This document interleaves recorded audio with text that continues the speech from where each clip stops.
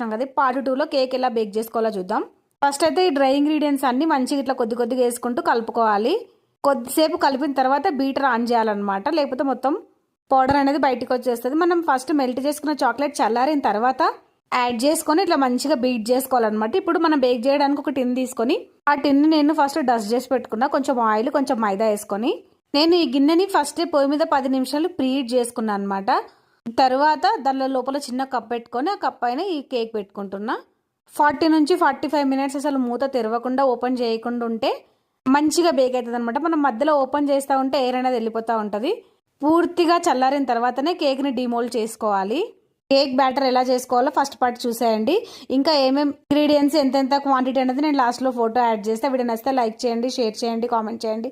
ఉత్తరాఖండ్లో మన వీడియోస్ కోసం ఛానల్ని సబ్స్క్రైబ్ చేసుకోండి. బెల్ని కొట్టడం మాత్రం అస్సలు మర్చిపోవద్దు. అంతే వీడియో, బాయ్ బాయ్.